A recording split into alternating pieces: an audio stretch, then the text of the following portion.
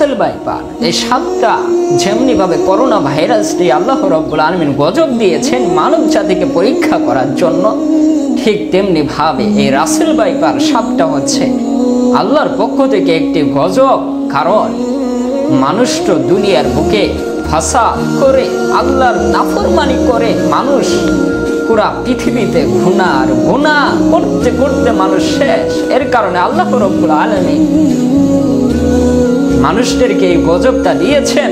আল্লাহ রাব্বুল আলামিন তার কুরআনুল কারীমে বলছেন, ওয়ালা নুযীকান্নাহুম মিনাল আযাবিল আদনা দুনাল আযাবিল আকবার লাআল্লাহুম ইয়ারজিউন। আমি দুনিয়াতে মানুষদেরকে ছোট ছোট গজব দিয়ে তাদেরকে পরীক্ষা করি, আযাব দিয়ে পরীক্ষা করি। বড় আযাবের আগে তাদেরকে ছোট ছোট শাস্তি আযাব দিয়ে পরীক্ষা করি, যাতে করে লাআল্লাহুম ইয়ারজিউন, তারা ফিরে আসে আমি আল্লাহর দিকে। অতএব আপনাকে আমাকে মনে করতে হবে এই রাসেল ভাইপার সাপটা হচ্ছে আল্লাহর পক্ষ থেকে একটি গজব। অতএব আল্লাহ রাব্বুল আলামিনের কাছে বেশি বেশি দোয়া করেন এই সাপের থেকে বাঁচার জন্য।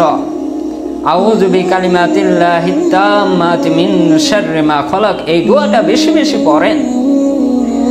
আল্লাহ রাব্বুল আলামিন এই রাসেল ভাইপার সাপ একটা শুকর মারলে আপনি মারা যাবেন, কিন্তু আপনি আর আমি দুনিয়া নিয়ে পড়ে রয়েছি।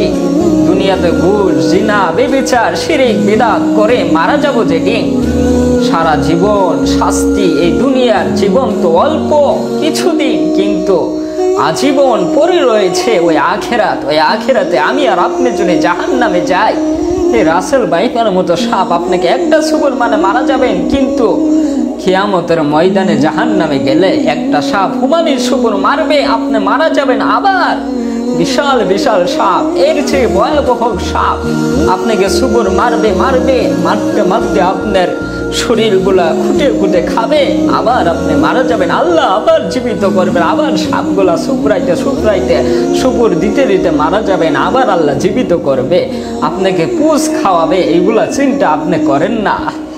চিন্তা করেন।